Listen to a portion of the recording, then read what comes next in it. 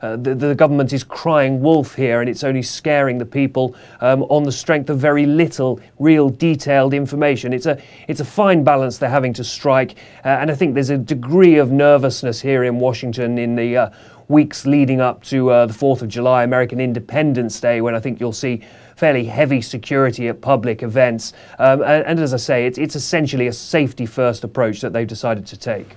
Our Washington correspondent Steve Kingston there. Heavy rains in southern Russia have caused severe flooding. At least 8 people have died and hundreds have been forced to evacuate their homes. Landslides have destroyed bridges, cutting off key rail and road links. Weather forecasters expect the rain to continue over the weekend. The president of Bangladesh, Badruddin Chowdhury, has resigned after a demand by the governing party that he should step down. Members of the Bangladesh Nationalist Party were unhappy that President Chowdhury failed to visit the grave of the assassinated former president Ziaur Rahman on the anniversary of his death last month. Dr. Chowdhury is a former foreign minister and founding member of the ruling party. He was elected president just 7 months ago. The Greek government has ordered seamen back to work after a crippling 4-day strike. Demonstrations were held by the seamen at the Athens port protesting against pension reforms. The strike has trapped thousands of tourists and left lorries full of produce rotting at ports. The order came after employees decided to extend their action for another 2 days. And this is BBC News. Here's a reminder of our headlines. 4 people have been killed by Israeli tank fire at a Palestinian market. Israel says it was a mistake. The issue of how to tackle illegal immigration is at the top of the agenda at the EU summit in Seville. And coming up in this programme, Cuba backs Fidel Castro and says see to socialism forever. Brazil and Germany are the first 2 teams to get through to the semi-finals of the Football World Cup. Brazil beat England 2-1 in what was the most eagerly awaited match of the tournament so far, and the fans came out to celebrate back home despite the game being shown in the very early hours of the morning. And Germany made it through with a 1-0 victory over the United States. Thousands of fans in Berlin watched the victory on open-air screens and then took to the streets to celebrate. And the last semi-final places will be decided in the next few hours. Senegal will take on Turkey, while the tournament co-host South Korea meets Spain. In Senegal, football fever has gripped the nation. In the capital Dakar, fans have been preparing for what is the biggest football game in their history. They're dancing on the streets in celebration of Senegal's advance to the quarter-finals of the World Cup in their first appearance of the final stage of the tournament. The West Africans provided the first shock of this year's tournament by beating defending champions France in their first match, a result which led to scenes of delirium in the capital, street parties everywhere, and the Senegalese flag on display across the nation, whether fluttering in the wind or painted on the streets. Now the nation is certain that they can win the whole tournament. We feel confident. We've beaten the world champions, so we're the world champions. With such joy in Senegal's progress so far, it's impossible to imagine what will happen if they actually go all the way and win the World Cup. Kristen Thompson, BBC News. Well, Senegal's historic appearance in the quarterfinals is the furthest an African team has got since Cameroon reached the last 8 in 1990. So what does this mean for African soccer? Alan Duncan, the editor of African Soccer magazine, told me that although Senegal have already been a great surprise, they could yet spring further upsets. You never know with this team. It's been stunning for African football. A team like Senegal, a so-called lesser nation of African football, to sort of emerge from nowhere and beat the world champions France and go on from there. I mean, I think this is a team that could go as far as the final at the moment. Well, what is it about African football that makes these players so particularly good then? Well, I suppose it's literally starting, playing football bare feet. Playing football, street corners, on the beaches or wherever else. They're passionate about it. Of course, very, very passionate. And also for many of these players, what we've got to remember, these are very, very poor players. People who, it's their only lifeline is football. They invest everything they have into that. When I say invest, they invest their heart, their energy. And, for players like El Hadji Diouf, who's sort of skills are captivating the world at the moment. He had a very harsh upbringing, and football has been his way, sort of emerging from that background. And the thing with Senegal, for instance, as well, is that they're exporting many of their players to France, of course, aren't they? Yes, and even England now. You've got two players, Hadji Diouf and Salif Diao, who are on the way to Liverpool, and it says a lot about the quality of this team that many of Europe's top clubs are tracing them down. Well, it really will be quite historic, won't it, if they do manage this? It will be phenomenal for African football if they can make it through to the semi-finals, because there's been a lot of talk about an African dominance of world football. Pele saying that an African nation should have won the World Cup by the turn of the millennium. That hasn't happened, and what Senegal have achieved now is showing that yes, the promise is there, and furthermore, we've got African teams playing with organisation, tactical awareness, concentration, things, say, the Cameroon team 12 years ago did not do. Alan Duncan of African Soccer magazine there. Scientists have developed a vaccine which they hope will help hardened smokers to quit and prevent teenagers from taking it up. Safety tests have been carried out on both smokers and non-smokers, and the results are said to be encouraging. It's taken 50 years and dozens of failed attempts, but today John Wood is trying to throw his cigarettes away for good, or at least that's the plan. I mean, you start off with all the best intentions in the world, and you say, I am not going to smoke. And then slowly but surely you find this little worm wriggling around inside your brain which is saying, well, one won't hurt you. It'll help you, it'll keep you going. A new vaccine could help. Early studies have shown it's safe and suggest it's effective. The advantage that the vaccine could provide is that it will physically stop the nicotine getting from the blood into the brain and therefore stop the addiction process and help people to give up smoking rather more effectively. It could be offered to young people to stop them getting hooked before they really start. Government figures show smoking still seen in about a third of men and a quarter of women, and 450 children start smoking every day. With so many people still taking up smoking, it means there's a huge market for products to help you quit. There's nicotine gum, nicotine lozenges, nicotine patches. These help by easing withdrawal symptoms, but they only improve your chances of quitting by about 10%. The vaccine could help if the thought of injections don't put people off. Jill Higgins, BBC News. In Cuba, the National Assembly has given its backing to plans to enshrine socialism in the country's constitution. Over the last week, more than 8 million Cubans have voted in support of the idea in a special referendum. Now in his 70s, Fidel Castro has begun to worry about his place in history.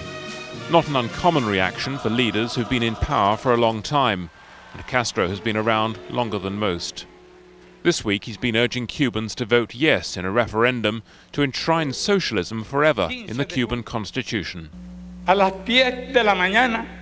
Today, at 10 in the morning, you will begin to write another similar page to the history of our country, and you will leave your children what could quite possibly be the highest honor of our time.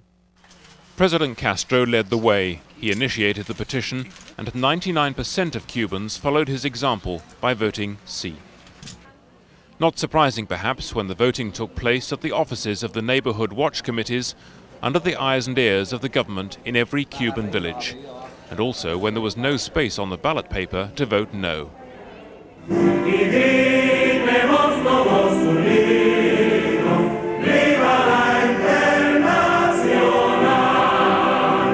The pictures suggest unwavering support for Fidel Castro even after more than 4 decades.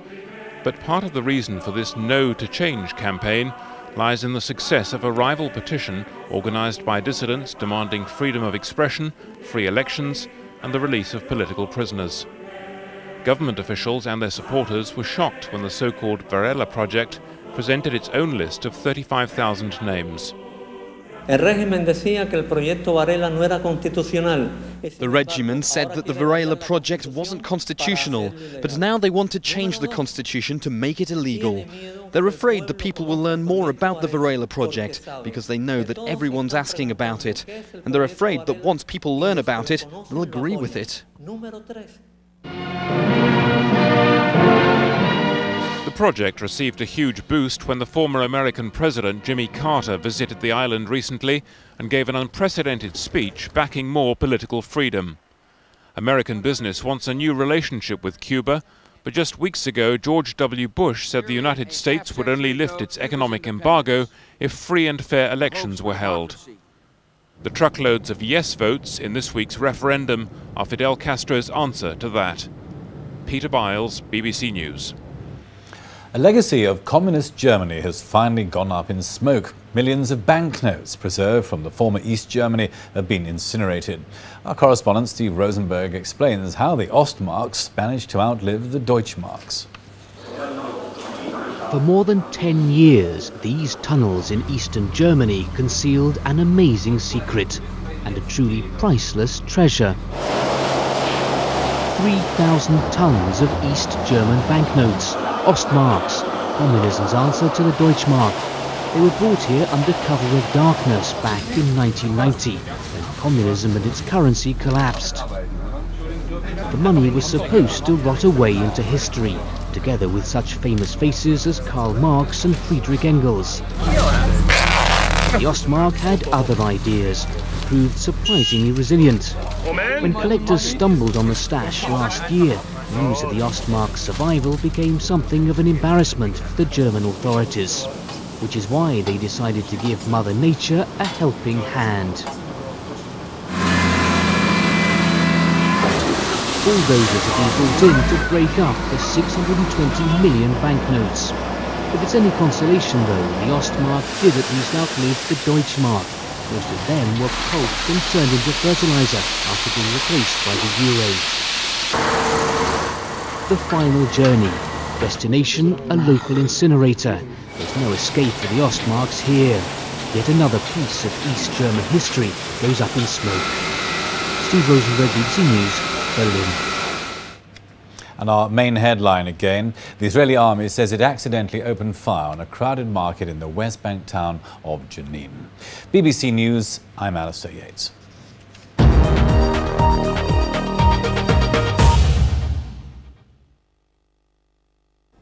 Hello there. It's been a pretty good week for weather at Royal Ascot, and I think the final day staying dry as well. Hopefully a little bit of sunshine coming through. There is just a risk though at Eastbourne for the final of 1 or 2 spots of rain coming along. Hopefully that will hold off. But if you're heading off to the racing elsewhere across the UK, you notice the further north you go, the more the chance of showers. The Redcar, perhaps 1 or 2 showers.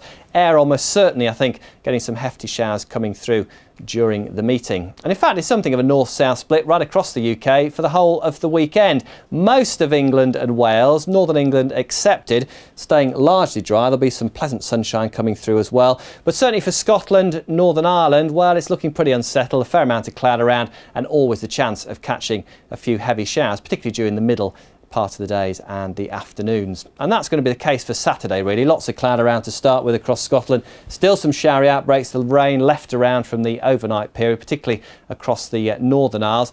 A scattering of showers here and there across Northern England, perhaps Northern Ireland, but they'll become more widespread I think as we go through the latter part of the morning, especially into the afternoon. 1 or 2 rumbles of thunder a possibility, a few brighter spells in between the showers, perhaps more especially for eastern Scotland, but even so there's always going to be the risk of one of those showers coming along. Northern England too, catching a few of those, North Wales, but come further south through the Midlands and across East Anglia, Southern England, a good chance of staying dry for most of the day. There'll be some sunshine from time to time until cloud thickens up to perhaps bring some rain in across the southwest later in the afternoon.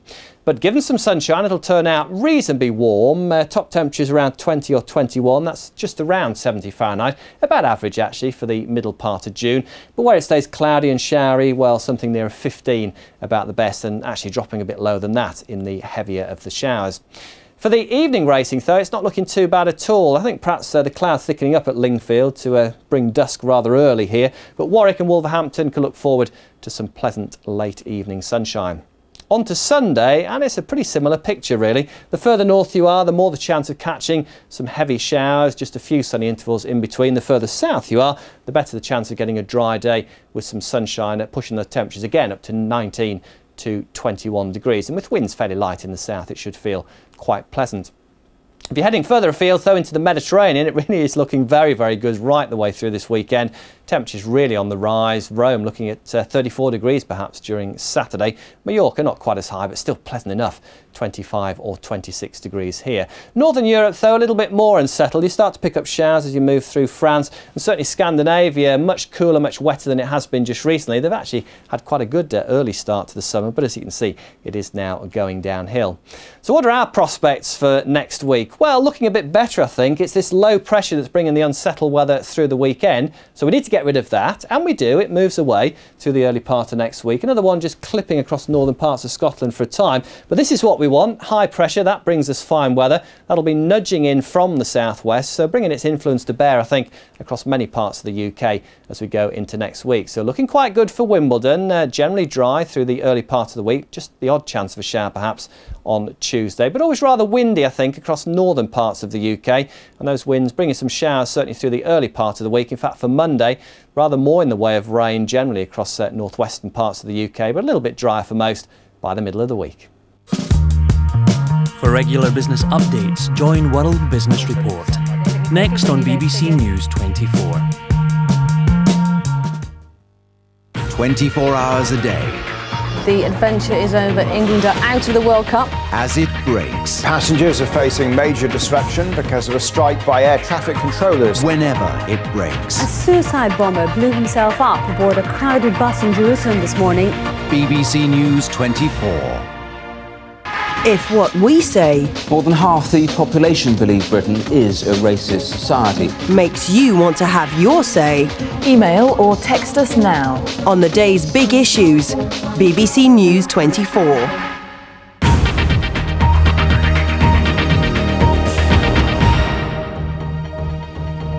And this is BBC News 24. I'm Alistair Yates. In a moment, we'll have the World Business Report, but now it's 2:30, and here's a summary.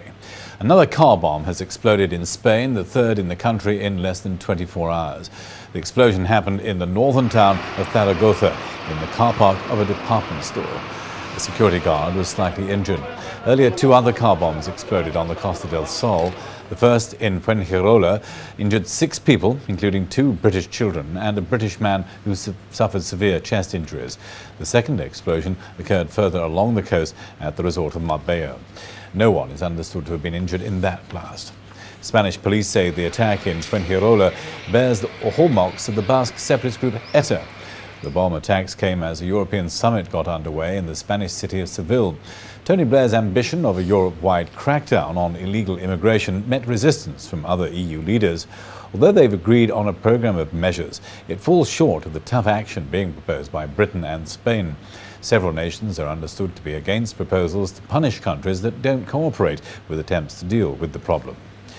England's World Cup dream has come to an end with a 2-1 defeat by Brazil. Pubs, schools and offices opened early to allow an estimated 30 million people to watch the game. Thousands gathered to watch the match in Trafalgar Square. Hours later, it was down to just a few stragglers showing their support. And this was the scene in Leeds after Brazil scored their winning second goal. Disappointment and disbelief for the England fans. But it's party time for the Brazilians. It may have been the early hours of the morning in Rio when the game took place, but supporters look set to celebrate the victory right through to the semi-finals. England's captain David Beckham gave his reaction after the match. As a captain, as Mr. Eriksson, as manager, you know, we're both really proud of the team and the players, and people have already said, you know, will David Seaman be made a scapegoat? I think if he gets made a scapegoat, then I think it's an absolute disgrace. I think if that does happen, then I'm sure things will happen next year when we are preparing for Portugal, because that can't keep happening to people.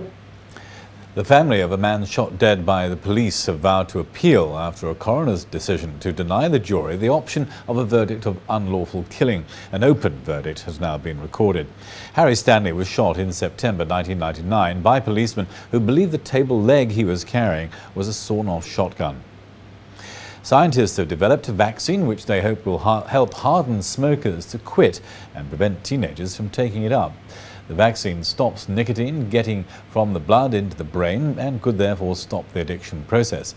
Safety tests have been carried out on both smokers and non-smokers, and the results are said to be encouraging. And I'll be back with a full bulletin of world news at 3. And now on BBC News 24, World Business Report.